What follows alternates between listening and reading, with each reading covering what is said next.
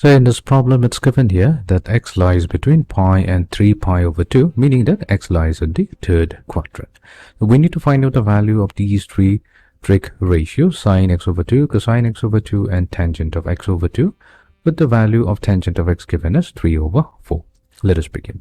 So here, what we'll do, we'll start with the given value of tangent of x. So here, it's given here, the tangent of x that's equals to 3 over 4. What we'll do, we'll try to find out the value of cosine of x.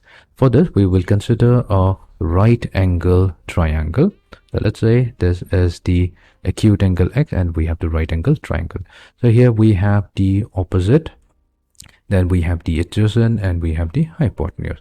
Since we are given with the value of tangent of x, we know the tangent is given by the opposite over the adjacent. So that means we can consider P to be 3 and the adjacent to be 4, and using the Pythagoras theorem, the hypotenuse comes out to be 5. So here from this triangle, we can now find out the value of cosine of x. The cosine of x, that's going to be 4 over 5. However, we have to be careful about the sign. Since it's given here that x lies between pi and 3 pi over 2, in the third quadrant, the cosine function will be negative. So cosine x comes out to be negative 4 over 5. So now we have the value of cosine x. We're ready to find out the value of sine x over 2, cosine x over 2, and tangent of x over 2. Let us begin.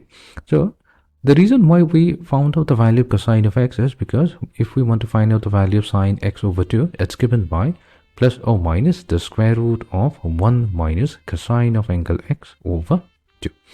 And we have here two values. One is positive, one is negative. So we'll have to be careful what kind of values of sine x over 2 we choose. So here we'll use the fact that since x lies between pi and 3 pi over 2, now we're going to divide throughout by 2. So we have pi over 2 less than or equals to x over 2 less than or equals to 3 pi over 4.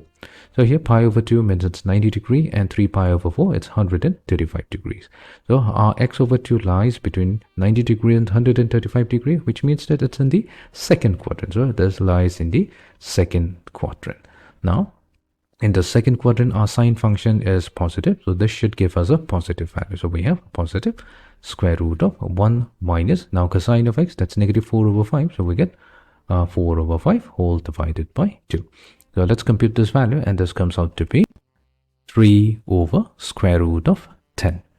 Okay, now we will try to find out the value of cosine of x over 2. So here also we have a standard value, which is plus or minus square root of 1 plus cosine of angle x divided by 2. Now we are in the second quadrant. Second quadrant cosine function is negative, so we should have negative square root of 1. So in place of cosine of x, we have negative 4 over 5 divided by 2. So let's compute these values as well. We'll get negative 1 over square root of 10. Okay. Now that we have the value of sine x over 2 and cosine of x over 2, we can easily find out the value of tangent of x over 2, because that's the ratio of sine to that of cosine. So we have sine x over 2 over cosine of x over 2.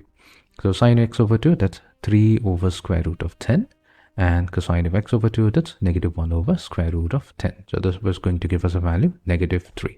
So we have successfully obtained the value of the three trig functions.